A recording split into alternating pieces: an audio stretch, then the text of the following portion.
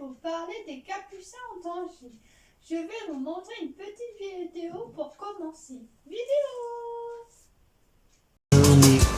Bienvenue à Rio de Janeiro, au Brésil. Dans ce quartier très huppé du Leblon, vit Roberta dans un luxueux duplex de 400 mètres carrés.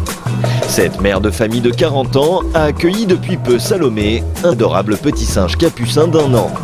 Une espèce qui vit essentiellement en Amérique centrale et du Sud. En véritable maman poule, Roberta passe tout son temps libre à s'occuper d'elle. Oh, regarde, Salomé, tout est joué. Qu'est-ce qu'il est beau, le jouet de Salomé.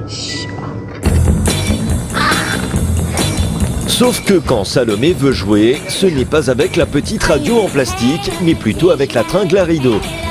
Ce singe qui ne pèse que 2 petits kilos déborde d'énergie. Roberta l'a adopté il y a 6 mois et elle ne s'attendait pas forcément à une telle agitation. Il faut faire attention. Elle met ses doigts dans les prises électriques. Il faut faire attention aux fenêtres pour pas qu'elle se sauve. C'est vraiment une petite coquine. Elle fait plein de singeries. C'est ça que tu fais, des singeries.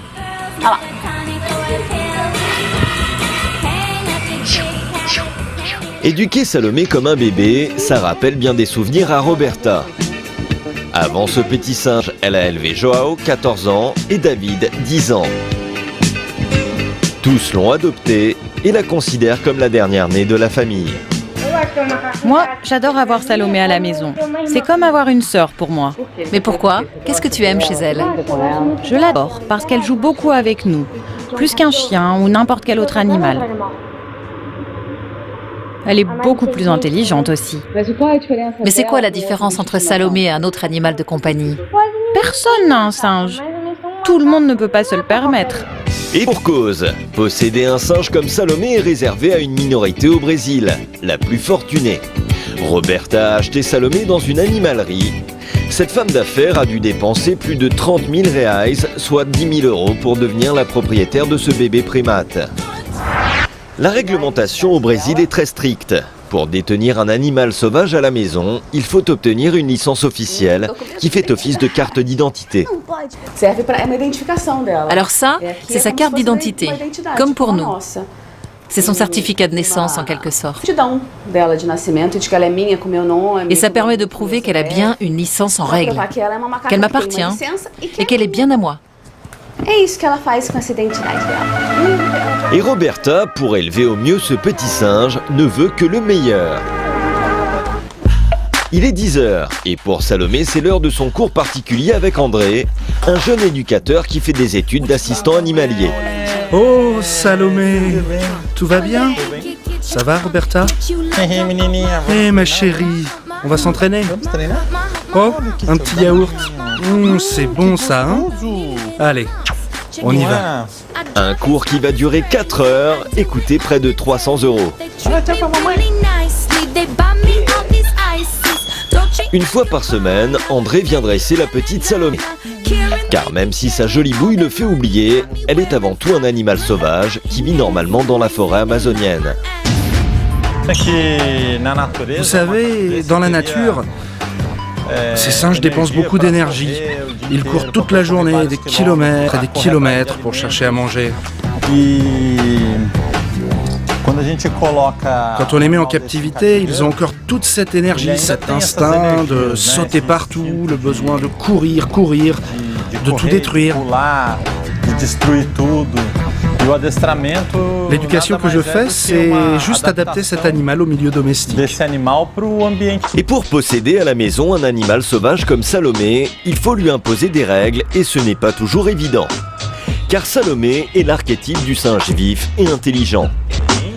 André applique une technique de dressage simple mais efficace, montrer à l'animal les bons gestes en échange d'une récompense. Bravo, très bien. Aujourd'hui, un yaourt à la banane.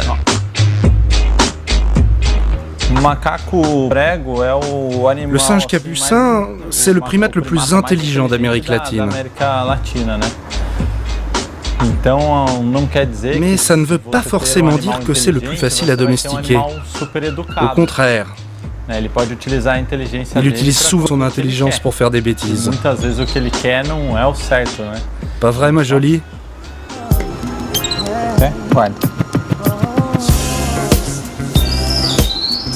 À la fin de son cours, Salomé se jette toute contente dans les bras de Roberta. Pour le petit singe, la journée ne fait que commencer. Elle va bientôt faire sa balade quotidienne et le moins que l'on puisse dire, c'est que dans son quartier, Salomé ne passe pas inaperçue.